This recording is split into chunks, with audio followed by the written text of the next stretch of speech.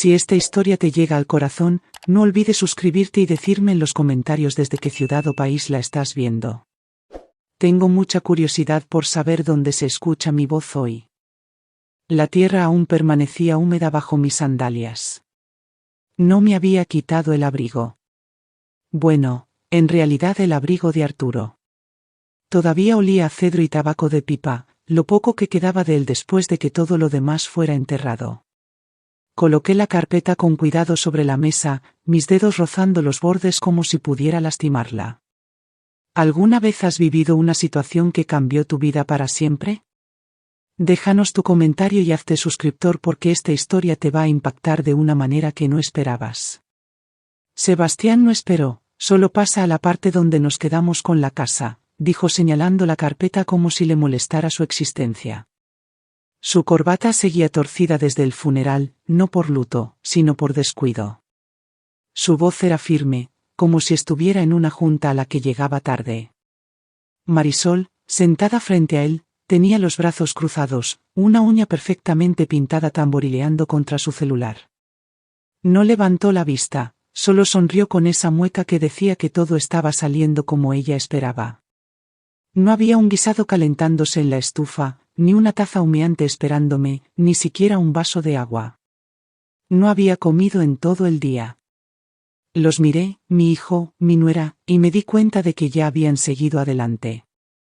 Ni una palabra sobre Arturo, ni recuerdos, ni preguntas sobre cómo estaba sobrellevando esto. Solo el testamento, solo la casa. Mis manos no temblaban por tristeza. La tristeza es silenciosa, te envuelve como un rebozo. Esto era algo más filoso. Me picaba en los ojos y se asentaba como neblina fría en el pecho. Voy a leerlo todo, dije con voz tranquila. Desde el principio. Sebastián resopló echándose hacia atrás en la silla. Como quieras, mamá. Solo parece mucho trámite para algo que de todos modos se va a repartir. Marisol alzó la vista. Pensamos que era bastante claro. Arturo hubiera querido que fuéramos prácticos. Arturo hubiera querido un momento de silencio. Pensé, hubiera querido que sus hijos al menos fingieran llorarlo, pero ni siquiera podían ofrecer un café. Abrí la carpeta y desdoblé la hoja gruesa que Arturo había escrito a mano en sus últimas semanas. No la había leído en voz alta aún, pero sabía lo que decía. Lo que no sabía era cuántas veces intentarían callarme. Carraspé y comencé como Arturo me había pedido. A mi amada esposa Graciela, leí despacio, dejando que el ritmo de sus palabras flotara en el aire quieto, quien estuvo a mi lado, no solo en los días fáciles, sino en cada tormenta. Espera, interrumpió Sebastián levantando una mano. ¿Estás leyendo la versión oficial o esa? Señaló el papel en mis manos como si fuera un dibujo infantil. Esta es la que tu padre me pidió que leyera, respondí en voz baja. Pero la licenciada Torres ya registró una versión notariada, intervino Marisol arqueando una ceja. O sea, esto se siente como repetir lo mismo. La ignoré y seguí. A ella le dejo la casa que construimos con nuestras propias manos y la paz que guarda. Un momento, volvió a interrumpir Sebastián. ¿De verdad papá escribió esa parte o tú ayudaste? No me inmuté. Él escribió cada palabra. Su letra parece temblorosa, añadió Marisol. ¿Es siquiera válida si no se lee bien? Pensé que las firmas debían ser. Basta, dije alzando la mirada. Esto es el testamento de su padre, no una negociación de contrato. Se callaron, pero solo por un instante. Mientras seguía leyendo, las interrupciones llegaron como reloj. Preguntas sobre estructuras de fideicomiso, exigencias de aclaraciones sobre tasaciones de terreno, discusiones sobre frases. Cuestionaron si las palabras podían interpretarse de otra forma, si los bienes podían reestructurarse para más flexibilidad, si igual significaba igual ahora o con el tiempo. 19 veces. Las conté, no en papel, sino como se cuentan las traiciones, en silencio, en lo profundo. Ni una sola vez preguntaron por sus últimos días, ni una vez miraron la foto sobre la mesa, Arturo sonriendo en el jardín con tierra bajo las uñas. Ni una vez dijeron, lo extraño. Seguí leyendo. Mi voz firme, mi corazón enfriándose con cada pregunta. No estaban aquí para honrarlo, estaban aquí para desmantelarlo. Doblé las páginas con cuidado cuando terminé. Ninguno aplaudió. Sebastián escribía algo en su celular. Marisol bebía agua como si todo hubiera tomado demasiado tiempo. Me levanté, fui a la cocina y abrí el cajón donde Arturo guardaba sus notas de campo. La casa estaba demasiado silenciosa después de que se fueron. No era el silencio cálido que Arturo y yo compartíamos, donde el zumbido de la tetera o el susurro del viento en los nopales llenaba el espacio.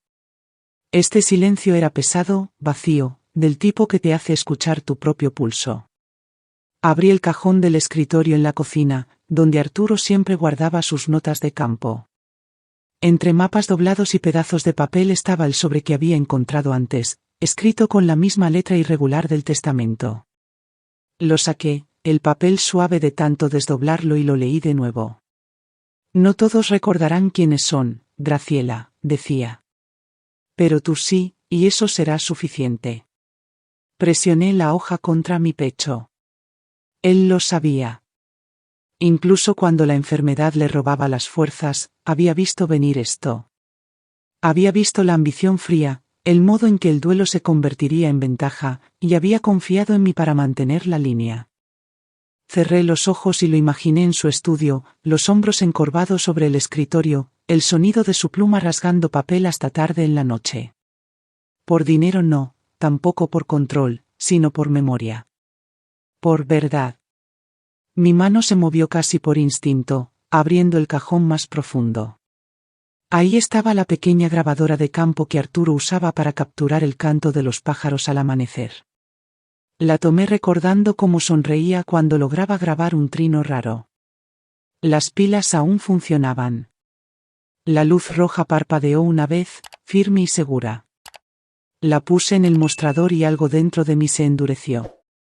Sebastián y Marisol pensaban que podían ahogar la voz de Arturo con interrupciones, sonrisitas y papeles. Pero Arturo me había dejado herramientas, palabras, pruebas, y las usaría. Esa noche guardé la grabadora en el bolsillo de mi chaleco, sintiendo su peso contra mi cuerpo mientras recorría las habitaciones. A la mañana siguiente encontré la tableta de Marisol en el mostrador de la cocina, aún encendida, la pantalla brillando.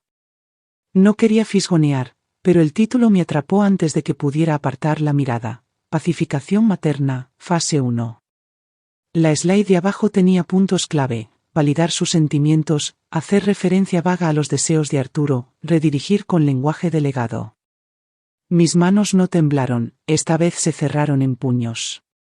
Esto no era desorganización ni tensión por la pérdida. Era un plan, una estrategia.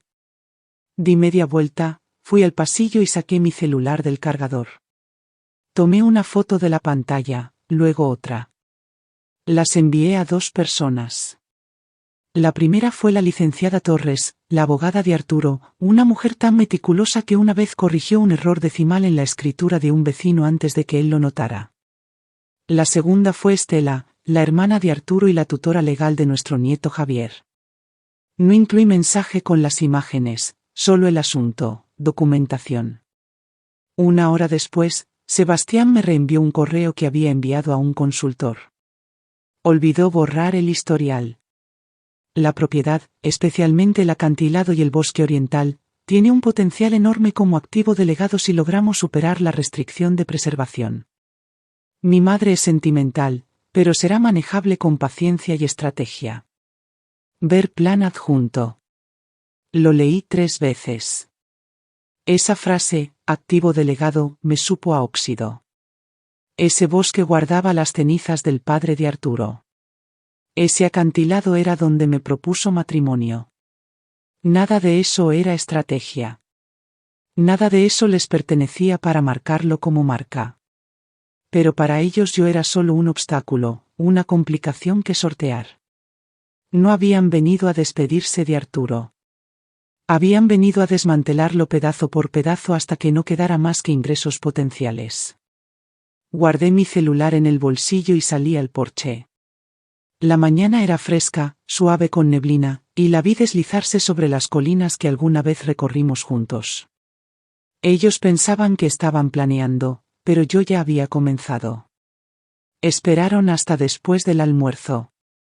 Estábamos en el comedor, donde Arturo solía tomar siestas después de sus caminatas. El aire olía ligeramente a romero de la maceta que tenía en la ventana.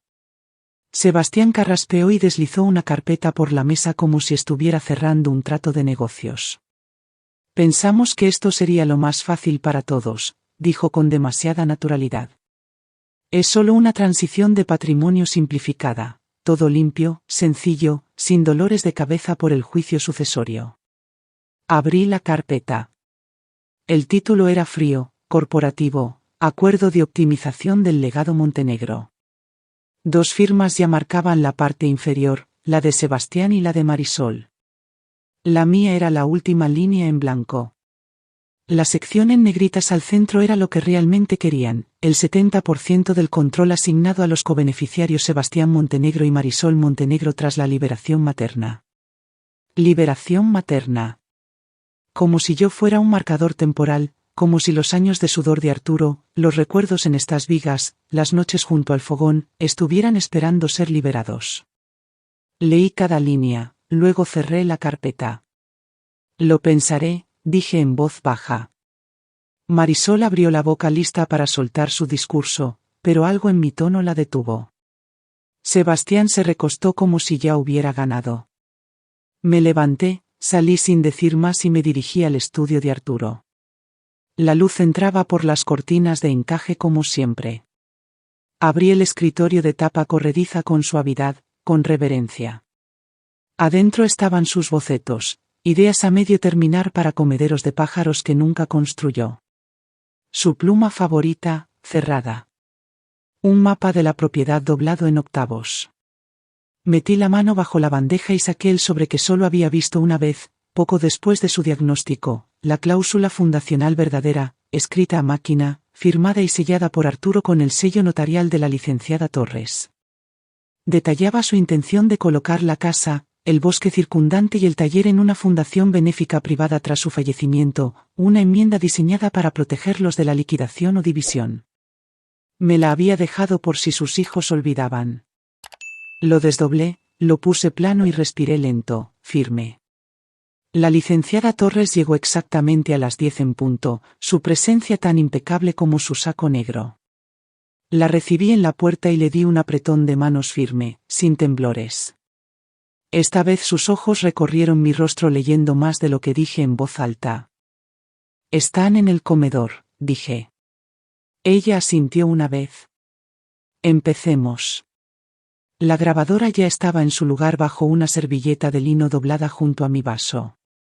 El viejo micrófono de campo de Arturo, reutilizado, su luz roja firme e invisible. Tomé asiento y alisé las páginas del testamento en mi regazo, mis dedos rozando la firma de Arturo como un ancla. Sebastián ya estaba hablando. Solo pienso que deberíamos empezar con los activos, la situación de liquidez. Cuanto más pronto sepamos que es flexible, más fácil será avanzar. La licenciada no se inmutó. Procederemos conforme a las directivas finales de Arturo Montenegro. Señor Montenegro, hay una secuencia clara. Marisol se inclinó hacia adelante. Y si algunas de esas directivas pudieran, digamos, modernizarse, tenemos un concepto para un retiro de bienestar y con solo una parte de los fondos podríamos. No, dijo la licenciada sin más. El silencio que siguió fue cortante. Sebastián frunció el ceño moviéndose en su silla. Marisol parpadeó, descolocada. La licenciada abrió su maletín de cuero y sacó la versión notariada del testamento.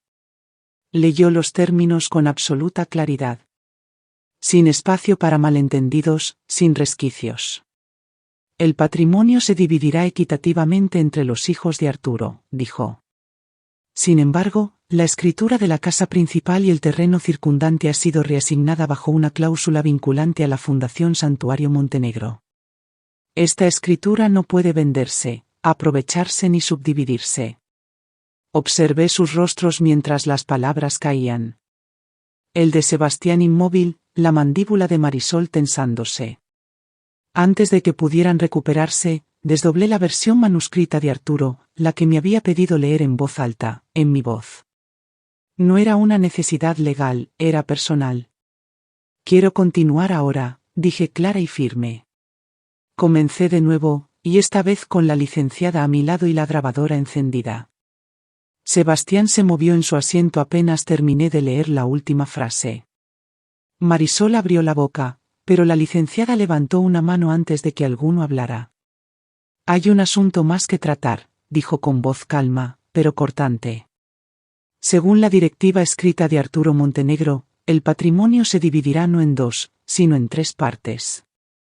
Sebastián frunció el ceño. ¿3? La licenciada no parpadeó. Arturo nombró a un tercer beneficiario, Javier Montenegro. El aire se quebró. ¿Mi hijo?, preguntó Sebastián entrecerrando los ojos. Su hijo, confirmó la licenciada. Su parte se mantendrá en un fideicomiso seguro hasta que cumpla 25 años. Estela Montenegro, la hermana de Arturo, es la tutora y cofiduciaria. La supervisión financiera estará a cargo de un asesor independiente, el señor Raúl Vargas. Marisol soltó un suspiro cortante. Sebastián no dijo nada. No los miré. Doblé la carta una vez, 2, la guardé en la carpeta y enderecé la espalda. Hay más, dije.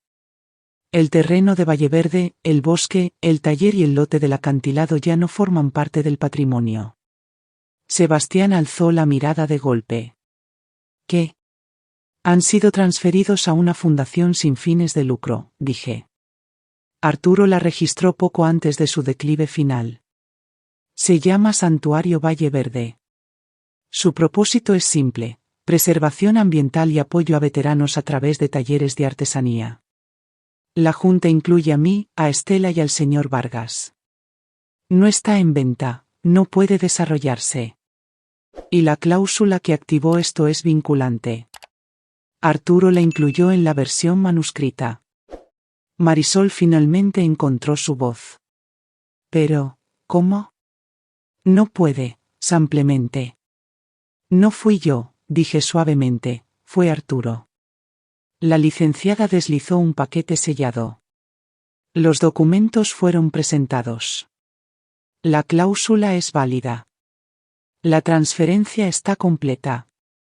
La fundación ahora es dueña del terreno. Las manos de Sebastián se cerraron en puños, descansando en el borde de la mesa. Su rostro había palidecido. Marisol se recostó en su silla, sus ojos buscando una salida, pero no la había. No de esto. Me levanté lentamente, levanté la servilleta de lino y apagué la grabadora. La casa estaba silenciosa de nuevo esa noche, por fin silenciosa, sin el tintineo de cubiertos, sin negociaciones disfrazadas de condolencias, solo el zumbido del calentador y el tic-tac lento del reloj de pared en el pasillo. Puse la grabadora en la mesa de la cocina, presioné reproducir y escuché. La primera interrupción llegó en menos de 30 segundos. Sebastián con voz casual pidiéndome que agilizara las cosas. Luego Marisol, fingiendo confusión por las frases, pretendiendo no entender las palabras de Arturo. Luego vinieron los suspiros, el movimiento de sillas, el tono sarcástico de Sebastián cada vez que preguntaba por la intención, la condescendencia en la voz de Marisol al cuestionar el lenguaje del fideicomiso, todo para torcer la voz de Arturo en algo que le sirviera. Pero la cinta no mentía. Capturó cada palabra cortante, cada sonrisa falsa, cada momento en que intentaron convertir el legado en ventaja. No lloré, no pausé. Cuando terminó, tomé mi laptop y conecté la grabadora. Etiqueté el archivo con simpleza, la lectura, nada más. Lo subí a la nube, primero a un disco privado, luego a un respaldo. Copié el enlace, lo envié a la licenciada Torres, a Estela y al señor Vargas, el fideicomisario. Sin explicaciones, sin comentarios, solo el archivo. Lo escucharían por sí mismos, escucharían las palabras de Arturo y cómo fueron tratadas. La verdad, no necesitaba un discurso, solo necesitaba preservarse. Cerré la laptop, guardé la grabadora y la devolví al estante. Luego preparé un té. Me senté junto a la ventana donde Arturo solía leer el periódico. Afuera, la noche era oscura y limpia. En algún lugar entre los árboles, un tecolote ululó una vez, firme, seguro. Sentí ese canto asentarse en mi pecho y entonces tomé mi celular e hice la llamada que había estado esperando hacer. No estaba en la lista de invitados. Pero cuando tu hijo llama a tu hogar una oportunidad de crecimiento, no esperas una invitación. Habían rentado un salón privado en la casona de San Miguel, manteles blancos, velas importadas, vino enfriado a la perfección. Reconocí algunas caras, personas que alguna vez brindaron por el retiro de Arturo. Los demás eran desconocidos, con trajes a medida, zapatos lustrados y ojos entrenados para detectar ventajas, no legados. Sebastián estaba de pie al frente de la mesa, la mano sobre un montón de carpetas brillantes. Marisol manejaba el proyector, ya en medio de su presentación. Retiro Montenegro, lanzamiento fase 1, proclamaba la pantalla. Nadie alzó la vista cuando entré, no hasta que saqué una silla al fondo y puse mi mano suavemente sobre la mesa de encino. Hay silencios que avergüenzan. Se cortó. Solo diré esto una vez, comencé con voz firme y calmada. Desde la semana pasada, la escritura del bosque y el taller de Arturo ha sido transferida legalmente. Ahora pertenece a una fundación sin fines de lucro permanente llamada Santuario Valle Verde. Dejé que el nombre resonara. Algunos invitados se miraron. El rostro de Sebastián se endureció. Marisol parpadeó demasiado rápido. Esta fue la decisión de Arturo. La escucharon. Ambos decidieron ignorarla. La cláusula es vinculante y ya se ejecutó. Metí la mano en mi bolso y puse la carta de la licenciada Torres sobre la mesa, notariada, fechada, inconfundible, un documento legal que confirmaba la transferencia, la supervisión de la Junta y la activación de las instrucciones finales de Arturo. Pueden terminar su presentación, dije en voz baja. Pero no habrá terreno, ni estructuras, ni nombre para vender. Los nudillos de Sebastián blanquearon. Marisol tomó un respiro lento y regular. Detrás de ellos, el nombre de Arturo brillaba en la pantalla, reducido a un logotipo. Me levanté. Mi silla no hizo ruido, pero antes de irme metí la mano en el bolsillo de mi chaleco y puse algo en el centro de la mesa, la grabadora, ya reproduciéndolo bastante fuerte para que cada voz en la sala la escuchara. Las interrupciones de Sebastián, las sonrisitas de Marisol, su desprecio cristalino. No esperé sus reacciones. El único sonido a mis espaldas fue el legado de Arturo, resonando en sus propias voces, y no miré atrás. A la mañana siguiente, la casa estaba quieta, sin el arrastre de ruedas de maletas en el piso, sin suspiros en el pasillo, sin el aroma del café de Marisol, ni el murmullo sordo de las llamadas de trabajo de Sebastián filtrándose en las paredes. Solo silencio. Se habían ido. Encontré un ramo marchito en el mostrador, azucenas blancas, ya cafés en los bordes. Unos correos sin abrir en la computadora familiar marcados como urgente. Uno era de un contacto inmobiliario, otro de un consultor de marca. No los abrí. El aroma de su vela de sándalo aún flotaba en la sala como una capa de arrogancia. Abrí las ventanas de par en par. El miércoles llegaron los primeros veteranos, 3 de ellos, hombres marcados por cosas de las que no hablaban, pero que llevaban en el rostro. Manos callosas, ojos callados. Uno se detuvo afuera del taller, el viejo espacio de Arturo, ahora limpio y listo, con las herramientas ordenadas. Pasó la mano por el borde del banco de trabajo y asintió para sí mismo. Luego me miró. ¿Le hubiera gustado esto?, dijo con voz baja. Sentí mi pecho apretarse, no de tristeza, ya no, sino de un saber tranquilo. Después de que se instalaron, caminé hasta el borde del bosque. El bastón de Arturo estaba en mi mano, el que tenía un halcón tallado en la punta, su pico suavizado por su pulgar. Los árboles seguían como siempre, con los brazos alzados al cielo, inmóviles, intocados, inquebrantables. Pasé por el tocón cubierto de musgo donde Arturo solía sentarse a anotar cantos de pájaros, por el sendero gastado que llevaba al claro del norte. El aire olía a pino y tierra húmeda, a memoria y regreso. Cerré los ojos y respiré hondo. Sin discurso de victoria, sin venganza, solo paz. Me quedé un largo rato en ese silencio y, por primera vez en meses, sentí el peso deslizarse de mis hombros, no porque hubiera ganado algo, sino porque había protegido algo. El bosque de Arturo sobreviviría al ruido. Y yo creo también. ¿Qué habrías hecho tú en esta situación? Escribe tu comentario con tu opinión y conviértete en suscriptor para más historias que te harán reflexionar sobre la vida real.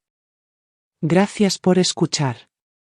No olvides suscribirte y compartir tu historia en los comentarios. Tu voz importa.